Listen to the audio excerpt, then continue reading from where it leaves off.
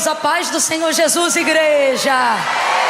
Aleluia. Quem está feliz aí, dá um glória. Deixa eu ver, se tem pentecostal, quando você ouvir alguém dando glória, você reage dizendo aleluia, né? Deixa eu ver, glória.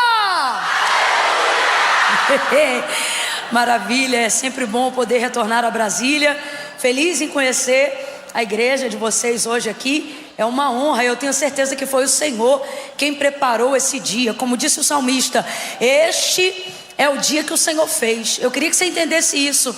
Um dia como esse é um dia que já está pronto na agenda de Deus. É só a gente se dispor para usufruir daquilo que o Senhor já tem determinado sobre esse dia, sobre essa noite. Eu não sei como foi ao longo do seu dia hoje, mas eu sei que o Senhor há de coroar essa noite de tal maneira que Ele fará com que tudo que você passou ao longo desse dia tenha valido a pena até que você chegasse a esse lugar. Se você compreende isso, eu vou contar de 1 a 3. Quando eu disser 3, você vai dizer assim, ó, ainda bem que eu vim. É 1, é 2, é 3, diga! E foi o Senhor quem te trouxe. Pode ter certeza que foi o Senhor quem trouxe você aqui. Homens não fazem essa obra. Essa obra é do Espírito Santo. É Ele que convence. Talvez você está aqui achando até que veio pela insistência de um, pelo convite de outro. Mas não, irmãos, a nossa carne, voluntariamente para Deus, ela não opera nada que seja para a glória do eterno. Quando a gente é capaz de fazer o que nós estamos fazendo aqui essa noite, isso é obra do Espírito Santo. Que obra é essa, Camila? Estar no lugar certo, na hora certa, fazendo a coisa? Foi o Senhor quem fez isso. Glória a Deus. Deus abençoe a essa igreja, aos bispos, pastores. Feliz de estar numa igreja de oração. Eu já estou sabendo que esse culto tem para mais de 30 anos, né? E é um culto marcado por oração. Irmãos, eu fiquei tão feliz hoje quando eu vi aquele casal de pastores subindo, e aí ele orou, depois ela orou. Rapaz, eu falei, Deus, que saudade que eu estava de mais orações na liturgia do culto. Rapaz, que culto bendito. Deus abençoe essa igreja. Glória a Deus. Eu tenho dito isso já há algum tempo, até postei isso hoje no meu history, que uma coisa, gente, é a gente falar sobre Deus. Eu vou fazer isso aqui agora, pregando a palavra. Eu vou falar de Deus. As palavras que eu vou falar estão na Bíblia. Aquilo que eu vou falar refere-se a dizer sobre quem Deus é, não sobre quem nós somos. Então eu vou falar de Deus aqui agora. Isso é bom. E a palavra de Deus é viva. Enquanto eu estou falando de Deus, eu, na condição de alguém que está pregando, eu tenho a condição e a possibilidade de, através do uso e da instrumentabilidade dessa palavra, ou seja, falando de Deus, abençoar, alcançar, transformar a vida de muitas pessoas que vão ouvir o que eu vou falar sobre Deus. Eu queria muito que você entendesse que isso é uma coisa. Você que está em casa aí, a gente está transmitindo online, não tá? Isso é uma coisa. Agora, eu falar sobre Deus não muda a minha vida. Pode mudar até a tua, mas a minha não determina que muda. Porque o que muda a nossa vida não é falar sobre Deus, não é falar de Deus, mas é falar. Há uma diferença.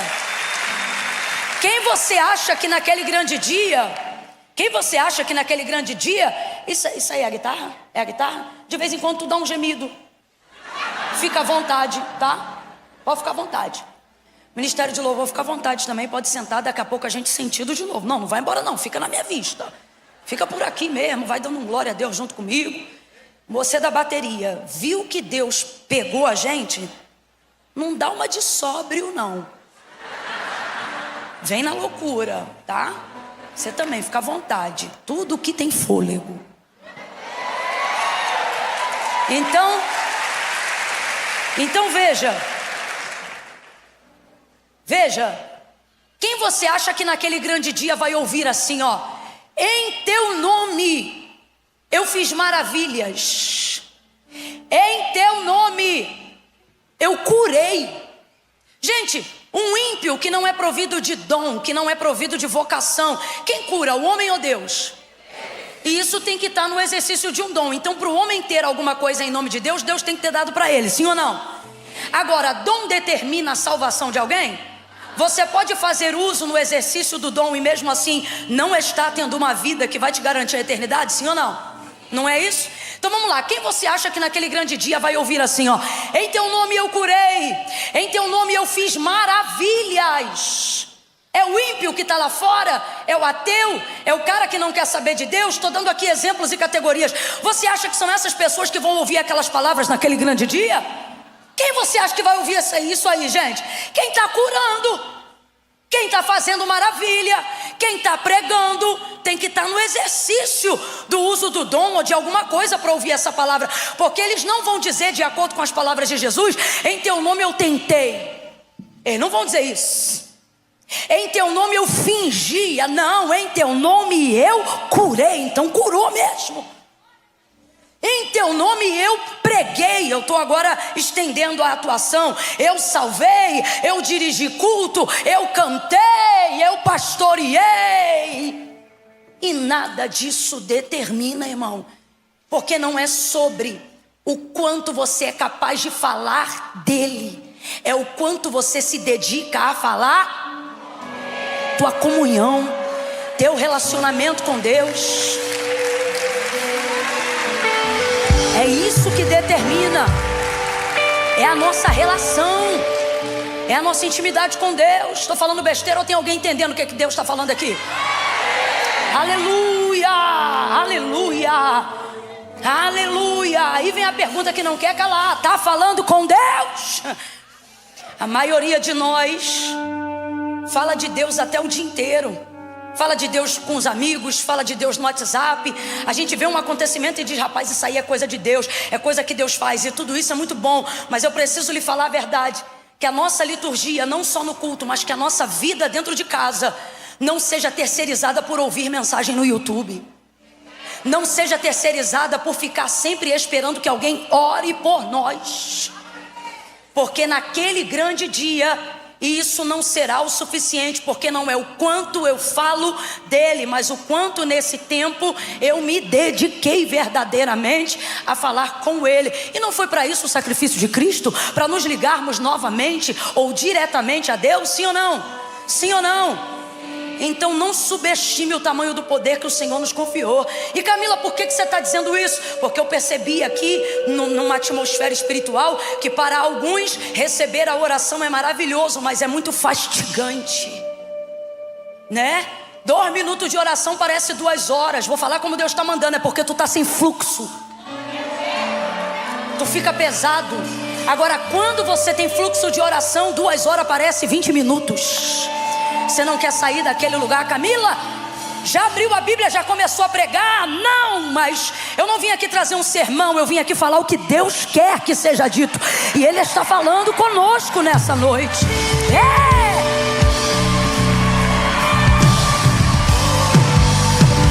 Glória!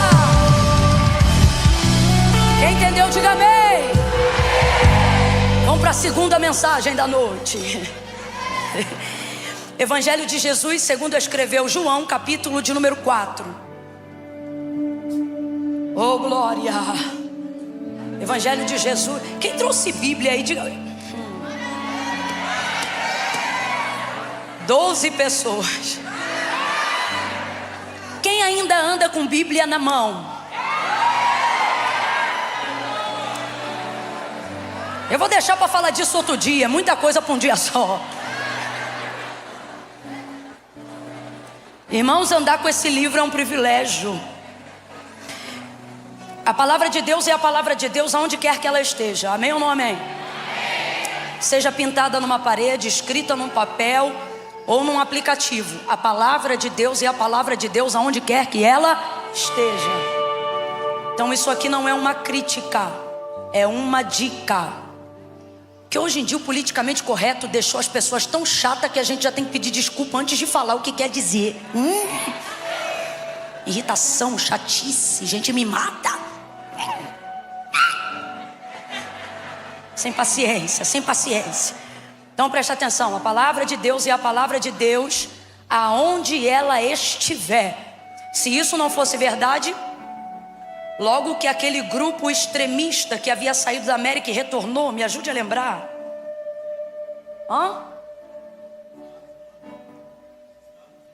O Estado Islâmico, mas tem um nome, como que a gente fala?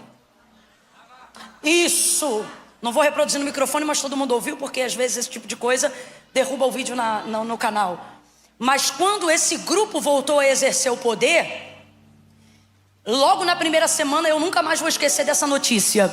Logo na primeira semana, 2 mulheres foram decapitadas em praça pública, porque elas tinham um aplicativo da Bíblia Sagrada no smartphone.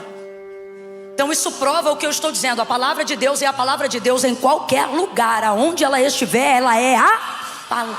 Então volto a dizer, o que eu vou dizer agora não é uma crítica, é uma dica.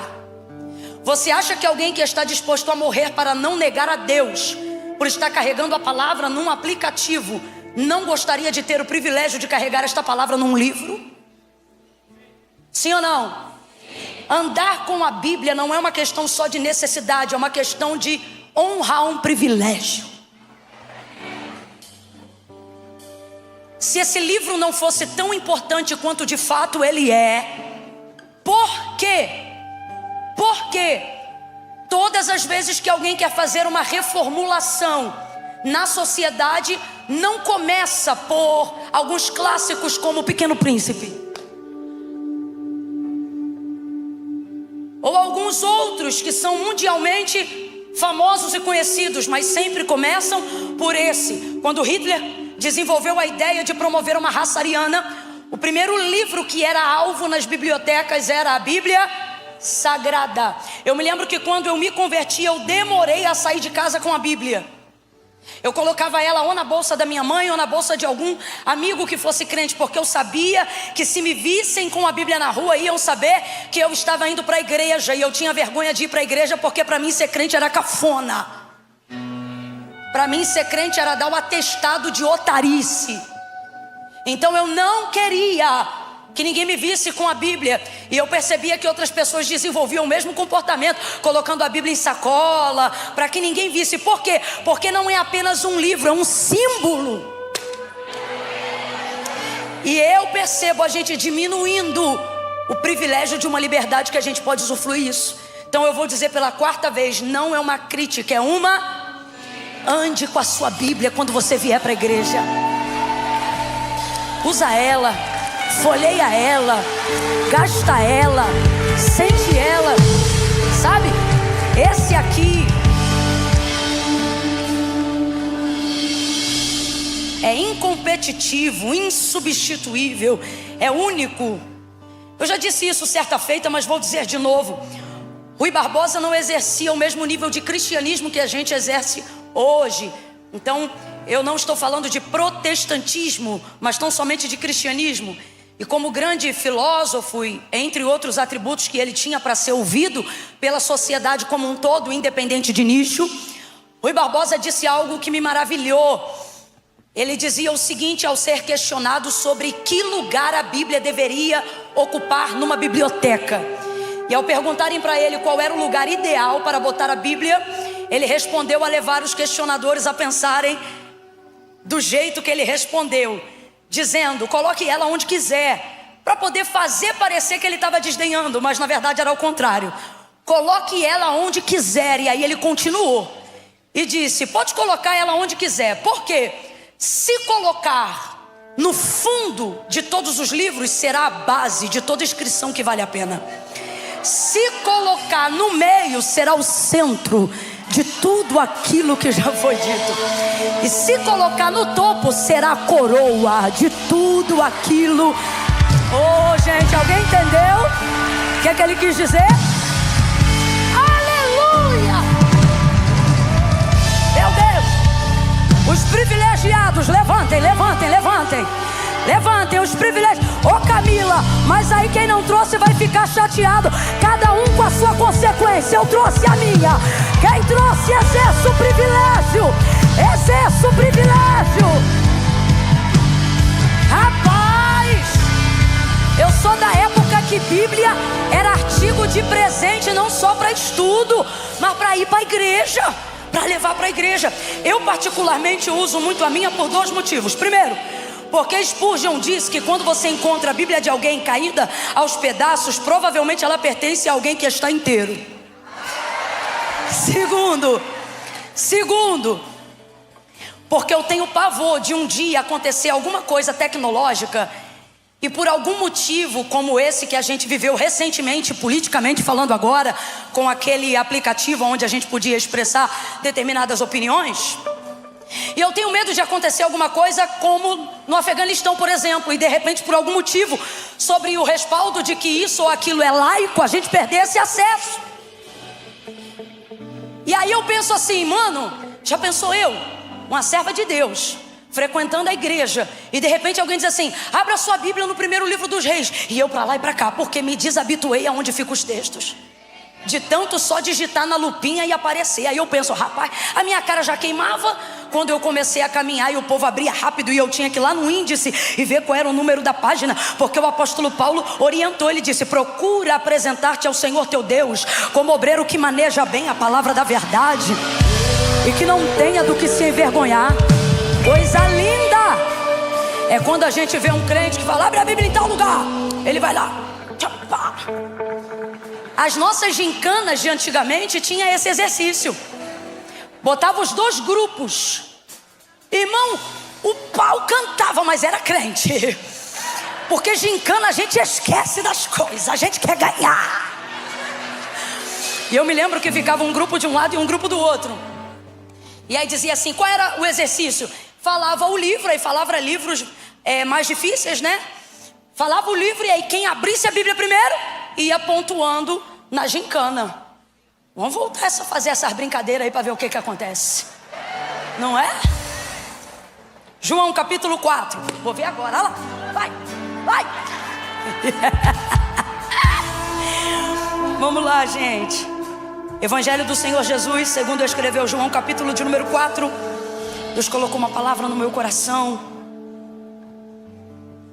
E eu queria, pela misericórdia, compartilhar um pouquinho com você. Oh, aleluia. Oh, aleluia. Aleluia. Quem encontrou, diga amém.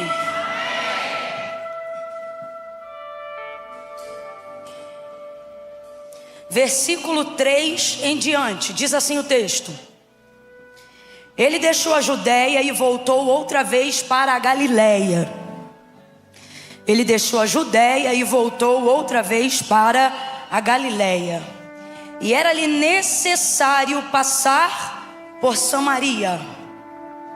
Chegou a uma cidade samaritana chamada Sicar, perto das terras que Jacó dera a seu filho José. E estava ali a fonte de Jacó. Jesus, cansado da viagem, assentou-se junto à fonte. E era quase a hora sexta. Todo mundo aqui sabe o que é a hora sexta? Que hora é a hora sexta?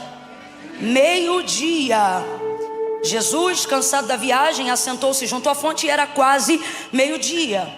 Nisto veio uma mulher samaritana tirar água. Jesus lhe disse: dá-me de beber. Jesus disse o que, gente? Dá-me de beber. Isso. Seus discípulos tinham ido à cidade comprar comida. E respondeu-lhe a mulher samaritana: como sendo tu judeu, pede de beber a mim, que sou mulher samaritana? Pois judeus não se dão com os samaritanos. E respondeu-lhe Jesus: se conheceras o dom de Deus e quem é o que te pede. Eu queria que você guardasse essa palavra, completa para mim, para você não esquecer. Olha o que Jesus disse para ela. Quando eu parar, você completa. Jesus disse para ela: se conheceras o dom de Deus e quem é o que te pede. Se conheceras o dom de Deus e quem é o que te pede. Se conheceras o dom de Deus e quem é o que te pede, dá-me de beber. tu lhe pedirias e ele te daria água viva. Disse-lhe a mulher: Senhor, tu não tens com que tirá-la e o poço é fundo. Onde, pois, tem água viva? És tu porventura maior do que o nosso pai Jacó, que nos deu o poço, do qual ele próprio bebeu, bem assim os seus filhos e o seu gado? Respondeu-lhe Jesus: todo aquele que beber desta água tornará a ter sede, mas aquele que beber da água que eu lhe der, nunca mais terá sede. Pelo contrário, a água que eu lhe der fará brotar nele uma fonte que jorra água para a vida eterna. Diga amém por essa palavra. Diga amém por essa palavra. Oh, aleluia. Veja bem, João é enfático na sua escrita acerca da sua observação pessoal do que levou Jesus a entrar em Samaria. Qualquer judeu que fosse fazer aquela viagem, obrigatoriamente, praticamente, a faria em 6 dias. Qualquer outro judeu a faria em 6 dias. Por quê? Você viu na hora que ela respondeu Jesus dizendo assim, ó: como sendo tu judeu, pede de beber a mim que sou mulher samaritana. E aí entre parênteses João vai escrever: porque os judeus não se dão com os... Então vamos lá, são os samaritanos que não se dão com os judeus? Não, são os judeus que não se dão com os samaritanos. Então, em razão disso, todas as vezes que um judeu saía da Judéia e queria chegar na Galileia, as montanhas que cercam Samaria ficavam bem no meio do caminho. Então, a Judéia está aqui nessa caixa de retorno, a Galileia está ali naquela outra caixa de retorno, e essa mesa aqui é quem? Samaria. Dentro de uma geografia lógica, ocorria o seguinte: o judeu vai sair aqui da Judéia para ir lá na Galileia, ele vai dar toda uma volta em Samaria para não ter que topar com nenhum samaritano, porque judeus não se dão com os... Só que esse não se dá não significa antipatia. Esse não se dá é asco mesmo, é aversão, é nojo. Para o judeu, o samaritano não era considerado gente, raça humana, era considerado bicho. O termo cão, utilizado nesse contexto, não é o tipo de xingamento associado a bullying. É o tipo de xingamento onde dentro daquele contexto cultural tinha um peso muito grande. Era uma maneira de dizer: eu não te considero gente. Então essa era a pior ofensa verbal que um ser humano poderia fazer a outro naquela época e dentro daquele contexto. Então, para não ter que topar com nenhum samaritano no meio do caminho, eles tinham que dar uma volta na montanha. Aqui está a montanha, deixa eu ver que você está comigo. Se você está comigo, que lugar é aquele ali? Que lugar é aquele ali? E ali? E Jesus queria chegar onde? Hã? Tem gente falando em Samaria. Jesus queria chegar onde? E no meio, bem no meio, quem estava? Região montanhosa. Então, para não ter que topar com nenhum samaritano, qualquer judeu dobra o período dessa viagem. E ao invés de fazer essa viagem em 3 dias, que seria o cronograma ideal, passando pelo meio da província de Sicar, essa pessoa acaba tendo que dobrar a viagem e fazer a viagem em 6 dias. Porque ela acabava tendo que levar mais bagagem, mais coisas, tudo para não topar com nenhum samaritano. Um judeu convicto não vai comprar água com samaritano, não vai comprar comida com samaritano. Então vamos lá, a mala que a gente arruma para fazer uma viagem de 3 dias é uma, sim ou não? E a mala para fazer uma viagem de 6 dias é outra, sim ou não? Quem lembra de Jesus contando da parábola do bom samaritano? Alguém lembra? Ele fala dentro daquela narrativa, e não é à toa, quando Jesus conta a parábola do bom samaritano, historicamente falando, de certa maneira Jesus está fazendo alusão àquilo que acontecia na travessia entre Judeia e Galileia, porque por ignorar Samaria e não passar no meio do caminho e derrubar 3 dias da viagem, eles tinham que levar uma bagagem muito maior. tinha que levar água, tinha que levar comida. Por quê? Porque eles não iriam estabelecer nenhum tipo de conduta comercial ou qualquer coisa que lhe facilitasse a viagem no meio. Então era 6 dias de viagem e com bagagem pesada. Diga assim após mim: mais longa e pesada. Então qualquer judeu dentro desse contexto fazia uma viagem para chegar ao destino mais longa e pesada. Fazia uma viagem para chegar ao destino mais longa e pesada. Como é que era a viagem? Como é que era a viagem? Por isso João vai escrever no seu texto, dizendo: e era-lhe necessário passar por Samaria. Jesus vai utilizar uma rota que nenhum judeu utilizaria. E a viagem, que naturalmente deveria durar 6 dias com qualquer um, com ele a princípio só deveria durar 3 dias. Porque tudo aquilo que estavam querendo ignorar no meio do caminho para chegarem na Galileia, Jesus não ignorou. Agora, ele fez isso muito alegre, ele fez isso muito feliz. De acordo com o relato de João, Jesus não está passando em Samaria com a mesma motivação que ele passava, por exemplo, na casa de Marta, Maria e Lázaro.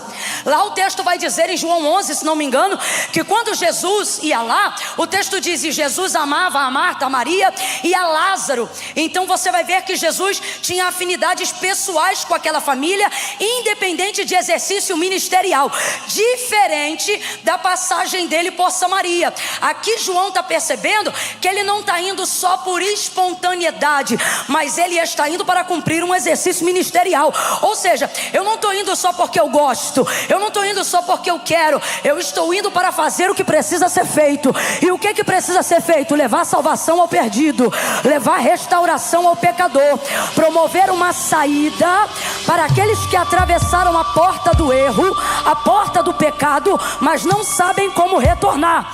Jesus, diferente de qualquer judeu, não deixa o seu status pessoal atrapalhar a obra.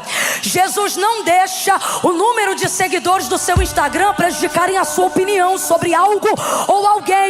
Jesus não deixa os seus contratos, o seu CNPJ impedir os seus princípios. O que você está dizendo, Camila? Estou dizendo que a prioridade de Jesus é fazer aquilo que precisa ser feito, independente do que vão dizer, independente do que vão achar. A coisa é tão séria, só para você entender, a coisa é tão séria que Jesus fala para os seus discípulos irem para a cidade comprar comida. Aí eu te pergunto, ele estava com fome? Não, o texto diz que ele estava cansado. E nem sempre ele apresentava esse mesmo nível de fome que nós temos. Tanto é que quando tentaram fazer ele ingerir uma comida fora de horário, ele disse: minha comida e minha bebida é fazer a vontade daquele que me chamou. Jesus sempre prioriza o ministério e não as necessidades. Ele sempre prioriza a vontade do Pai e não a opinião alheia. Ele sempre prioriza o que Deus quer que ele faça e não o que as pessoas esperavam que ele fizesse. A verdade é que Jesus é a prova que, para cumprir com excelência um ministério, uma unção e a vontade de Deus, você vai involuntariamente frustrar muita gente. E ele não tinha preocupação com isso, porque importava lhe obedecer àquele que lhe chamou, ao ponto que ele mesmo vai dar testemunho de si próprio, dizendo: o Pai faz tudo o que eu peço. Mas por que ele faz isso? Porque eu sou filho? Não, o Pai faz tudo o que eu peço porque eu faço tudo o que lhe agrada. Então, quando ele precisava, o Pai chegava junto, porque Jesus é o tipo de homem que, ao cumprir o ministério na terra, não coloca afinidades acima da vontade de Deus, não coloca suas próprias vontades acima da vontade de Deus. Há nele a mesma alegria e o mesmo júbilo para visitar alguns amigos na região de Jerusalém, aldeias e cidades vizinhas? Não, não há. De acordo com o relato de João, parecia um tanto constrangedor aquilo que ele estava fazendo, mas mesmo assim ele fez. Primeira verdade que Deus está mandando eu liberar nessa noite sobre a nossa vida é: sabemos aonde estamos, sabemos aonde queremos chegar, mas muitas vezes terminamos espancados pelo meio do caminho.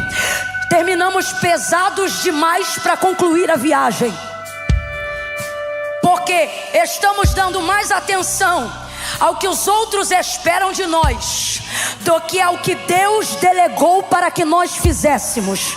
Começamos então a reclamar que a igreja é difícil, que ministério é difícil, que ter unção é difícil, que liderar departamento é difícil, que ser crente, cristão, seja lá o nome que você quer dar, é difícil. Mas por que é difícil? Não é tão difícil assim fazer o que Deus quer. O mais difícil é deixar de fazer o que os outros querem que eu faça. Por quê? Porque eu quero ser aplaudido pelo povo. Ninguém aqui quer ser odiado, todo mundo aqui quer ser amado. Ninguém aqui quer saber que as pessoas estão te ridicularizando. O que a gente quer é ser ovacionado. Mas o que vai acontecer aqui?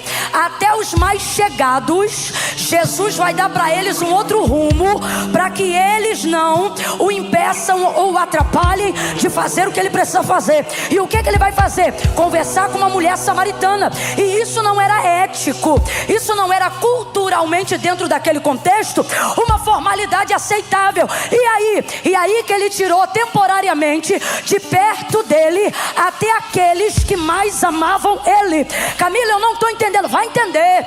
Muitas coisas que estão te impedindo de chegar no destino que você já sabe qual é, não é a montanha, não, é dar ouvidos demais àqueles que te amam, porque os que te amam são da sua confiança. Não é inimigo que te influencia. Quem te influencia é quem dorme contigo.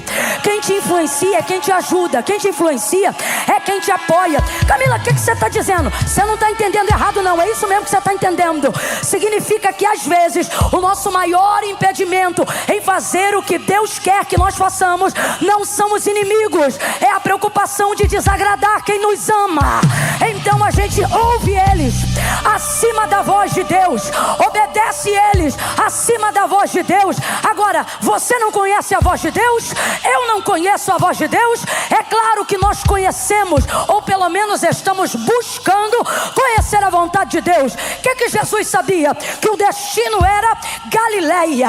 O que ele sabia? Que Samaria estava no meio do caminho e ele tinha pouco tempo, porque a vida é um sopro. Olha para mim, Deus está usando a palavra dele nessa noite para dizer pra gente que não é cansaço, não é depressão, não é burnout que tem nos impedido de chegar no destino. Não é a obra de Deus, não é o que Deus mandou a gente fazer, é o que a gente deixa de fazer para agradar quem não manda, para agradar quem não garante, para agradar quem quer andar junto, mas não sustenta. Camila, eu não estou entendendo. Irmão, ame, ouça conselhos, permita-se ser aconselhado, mas não sobreponha nenhuma voz à direção que Deus te deu. Se Deus te deu uma direção que vai desagradar alguém, faça a vontade de Deus e não da expectativa humana. É uma palavra simples que Deus está entregando, mas ela nos dá uma direção e uma garantia de chegar no nosso destino. A expectativa que colocam sobre nós é mais pesada de exercer do que a direção que Deus deu. Eu vou falar de novo. A expectativa que as pessoas impõem sobre você, ela é maior do que as renúncias que você precisa fazer para obedecer o que Deus mandou. Porém, no paralelo da obediência, você prefere dizer que o que Deus pediu é mais difícil. Só que o que Deus pediu para fazer vai te dar graça para você exercer. O que Deus te pediu para fazer vai te dar garantia para você chegar onde Ele falou. O que Deus te pediu para fazer é algo cuja carga não vai impedir você de exercer o que Ele falou. Ele disse: aprendei de mim, eu sou manso e humilde, e troca essa carga, porque o meu jugo é leve. O meu jugo é leve e o meu fardo é suave. Aí você diz: eu tô pesado pesado por causa da igreja. Eu estou pesado por causa do ministério. Eu estou pesado porque Deus me chamou. Eu estou pesado por causa do chamado. Chamado cansa, mas não pesa. Chamado é o cansaço mais realizador do mundo. A grande busca da vida não é não se cansar, mas é aprender a se cansar pelos motivos certos. Quando você se cansa pelos motivos certos, você dorme exausto e acorda motivado para fazer tudo de novo. Agora, viver a vida e gastar a vida inteira para atender a expectativa de quem está ao nosso redor, em detrimento daquilo que Deus nos falou, mina de nós a energia, dobra a viagem e faz ela ficar, quem lembra? Longa. E se eu falar que já era para você ter chegado aonde você sabe que tinha que ter chegado? Ah, Camila, mas eu não cheguei por causa disso, por causa daquilo. Você não chegou, na maioria das vezes, eu não estou generalizando, mas na maioria das vezes não tem a ver com o tempo de Deus. É que na maioria das vezes usamos a nossa força, nossa energia, nossa reputação, nosso dinheiro para atender às nossas conveniências e não a vontade de Deus. Na maioria das vezes usamos a energia que Deus nos deu para exercer o propósito e usamos ela para fugir do propósito. Pegamos as pendências que aparecem no meio do caminho. Deixa eu ver se você ainda lembra. Ali, que terra é aquela? E essa ali? E aqui é quem? Vamos lá. Sai da Judeia para chegar na Galileia. De novo, quem está no meio? Quem não se dá? Os samaritanos que não se dão com judeus, ou os judeus que não se dão com samaritanos? Aí você diz, Camila, os dois não se dão. Não, mas os rejeitados aqui são os samaritanos. Tanto é que um judeu, se quiser, pisa em Samaria, mas um samaritano entra no templo em Jerusalém?